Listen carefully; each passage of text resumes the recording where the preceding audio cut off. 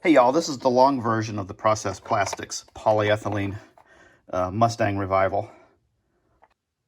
Get it right in there where you can see the light.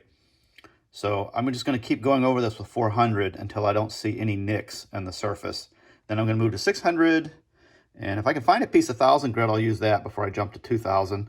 I'd prefer to do that if I could. I have a little problem with the light bouncing off of here, aren't we? Okay, coming right along.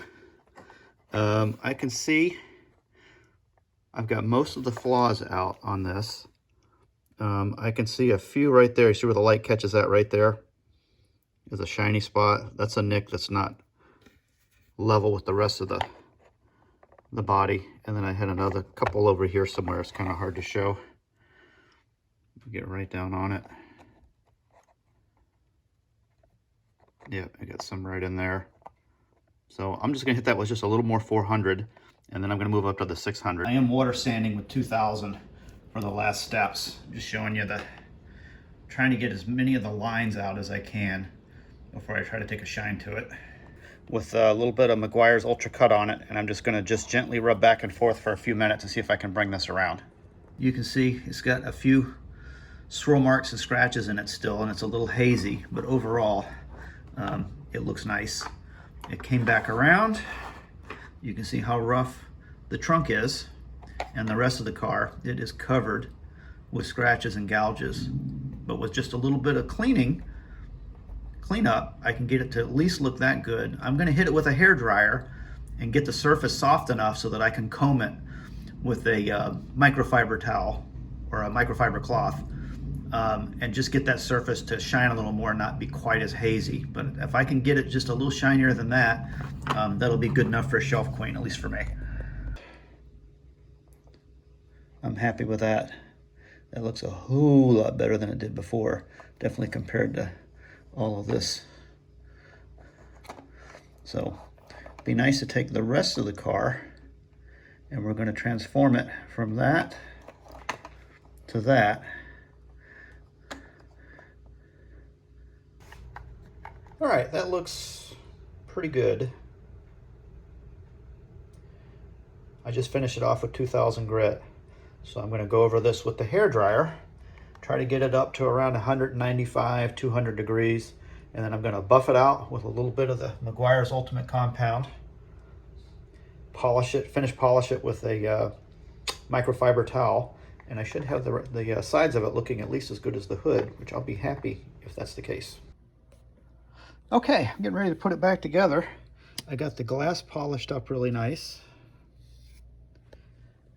Car cleaned up pretty good. Just for now, I gave the back bumper just a shot of silver, just so it doesn't look too cruddy. I'll probably all clad these later. I got the TV side wheels on this side. And what I did is I kiped some plastic from some inconspicuous spots on the model and welded in some new tabs so that the vehicle will be supported on its axles again. Most of these were broken off, so I went in and welded back on the ones that could be welded back on, and then ones where I had to make one up here.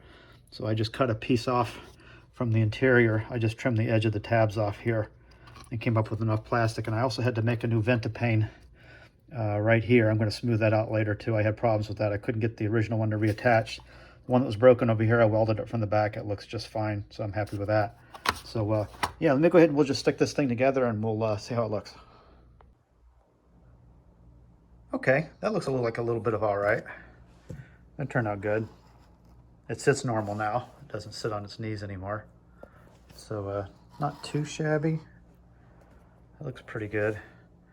The silverish bumper kind of goes with the rest of the patina. It really doesn't look that bad the way it is. It does need a front bumper still. That's fine. And while I had the interior out, I straightened up the steering wheel because they're never straight. That looks good. Looks pretty decent. The only thing I screwed up on is the glass is actually polystyrene instead of polyethylene. And guess what happens when you get polystyrene too hot? It shrinks. So you can see the window kind of shrinked away from the body. I'm a little upset about that. I just assumed that the glass would have been made out of the same material as the rest of the body. It's actually made out of the same type of plastic that model car windshields would be made out of, like these things right here. So but that's okay. Learning curve on this one. I got one more that I'm going to work on that I'll be a lot more careful with, but I did get pretty much all the flaws out. It doesn't look terrible. I'm pretty happy with it. And I did have to weld in a new Ventapane right here. I cut that out of an inconspicuous spot inside the body where you can't see when it's back together. Just made a new post right there. Just plastic welded it in. I can smooth that out a little bit. It doesn't look terrible. But I would say for a shelf queen, that looks pretty darn good.